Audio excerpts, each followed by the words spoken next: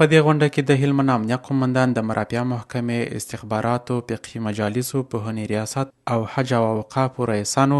علما شورا او امر بالمعروف ریاست مرستیالانو د پولیسو پر امینو د تعقیب او نظارت امیر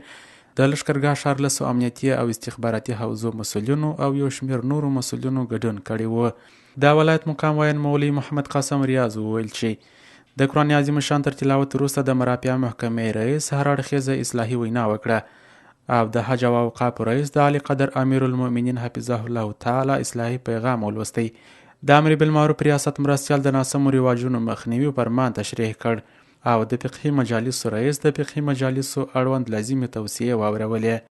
تېره ورځ د هلمند والي الحاج محترم مولوي امان الدین منصور صاحب په مشرۍ د لښکرګاه ښار د لسو امنیتي او استخباراتي حوزو له مسؤلینو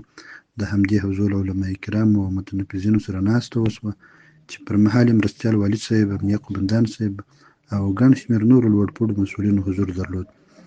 په دې غونډه کې اصلاحي ویناوې وشوې، د علی قدر امیر المؤمنین حفظه الله تعالی پر امین او هدایتونه ولوستل شوه، د ولسونو عمده او مهمې ستونزې واورېدل شوې او د حل کولو په موخه ډاډ ورکول شو. امنیه قومندان د ولسونو د همکارۍ څخه مننه وکړه او د حوزو مسؤلینو ته هدایت وکړ چې د ولس خدمت کې نه ستړي کېدونکې هلې ځلې وکړي، د علما کرامو او ولسي مشرانو سره همغږي نوره هم زیاته کړي او د هغوی نیکې مشورې په عملي ډول تطبیق کړي ترڅو د خلکو رښتینی خدمت مو ترسره کړی وي. د استخباراتو رئیس د مسؤلینو او ولسونو پر لاشه همغږي ټینګار وکړ. دندې ته ژمنتیا، اخلاص او اجراتو کې قاطعیت یې د بریا راز وګڼئ او په دې اړه یې لازمي سپارښتنې وکړې. مرستیال والي صاحب په خپل هر اړخیزه وینا کې وویل د دې غونډې موخه مو د لښکرګاه د لسو امنیتي حوزو عمومي وضعیت ارزول، د ولسونو ستونزې له نږدې اورېدل او د حل لارې چارې موندل دي. نوموړي د علی قدر امیر المؤمنین حفظه الله تعالی له لوري راغلي اصلاحي طرز العمل ولوست.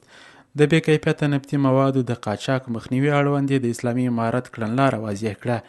چې د مسؤلینو، تجارانو او ولسونو څخه یې په دې برخه کې د همکارۍ غوښتنه وکړه